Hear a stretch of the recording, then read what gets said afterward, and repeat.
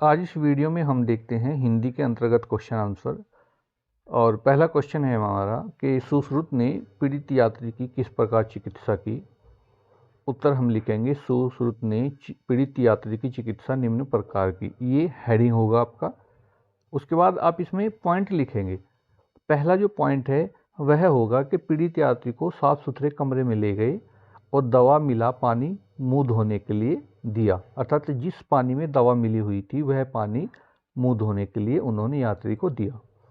उसके बाद नंबर 2 पर है, फिर उन्होंने एक गिलास में कुछ द्रव्य यात्री को पीने के लिए दिया और शल्य चिकित्सा की तैयारी करने लगे। तीसरा, फिर उन्होंने एक बड़े पत्ता से यात्री की नाक नापी। 4 नंबर पर, फिर एक चाकू और चिमटी लेकर उसे आग की लो पर गर्म किया। उसी गर्म चाकू से उन्होंने यात्री के गाल से कुछ मांस काटा। फिर पॉइंट 5वां लिखेंगे आप। इसके बाद गाल पर बंधी पट्टी बांधकर बड़ी सावधानी से यात्री की नाक में 2 नलिकाएं डाली। गाल से कटा हुआ मांस और दवाइयाँ नाक पर लगा कर उसे पुनः आकार दे दिया। फिर नाक पर मुंगची व लाल चंदन का महीन बुरादा छिड़ककर हल्दी का रस लगा दिया और पट्टी बांध दी। इस प्रकार जो है उन्होंने यात्री की चिकित्सा की थी, सहायता की थी। फिर क्वेश्चन हमारा दूसरा है, इसमें है कि सुश्रुत किस प्रकार की शल्य चिकित्सा में दक्ष थे।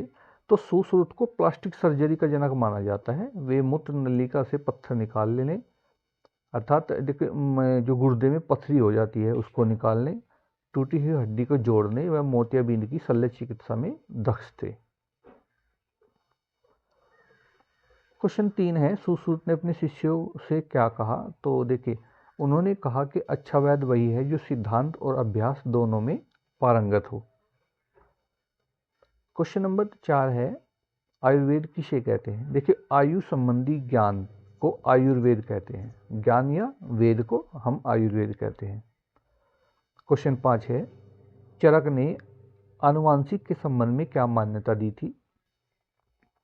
उत्तर हम लिखेंगे, चरक ने आनुवंशिकी के संबंध में यह मान्यता दी थी, बच्चों में आनुवंशिक दोष जैसे अंधेपन, लगड़ेपन जैसी विकलांगता माता पिता की कमी के कारण नहीं बल्कि डिंबाणु या शुक्राणु की कमी के कारण होती है।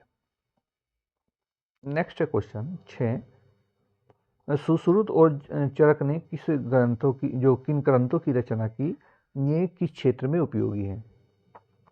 देखिए सुश्रुत ने श्रुत संहिता और चरक ने चरक संहिता की रचना की। सुश्रुत संहिता शल्य तंत्र प्रधान और चरक संहिता काय चिकित्सा प्रधान ग्रंथ है।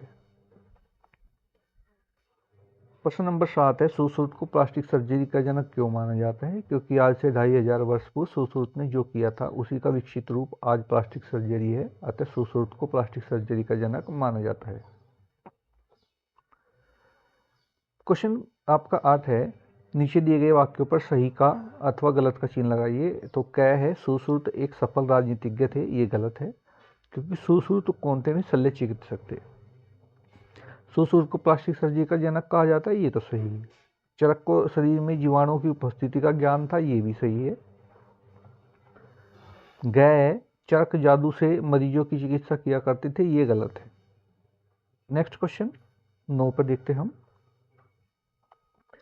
सही विकल्प चुनिए और सही विकल्प चुन करके लिखने हैं आपको। जैसे चरक ने शरीर में दांतों सहित हड्डियों की संख्या, तो जो भी आपके विकल्प है उसमें विकल्प नंबर गया है 360 बताई, दांतों सहित। सुश्रुत ने ऑपरेशन से पहले उपकरण को गर्म करने को कहा, क्यों कहा, क्योंकि इससे जो है कीटाणु समाप्त हो जाएंगे। तो ये था चैप्टर। नेक्स्ट वीडियो में लेकर के फिर हाजिर होते हैं। धन्यवाद।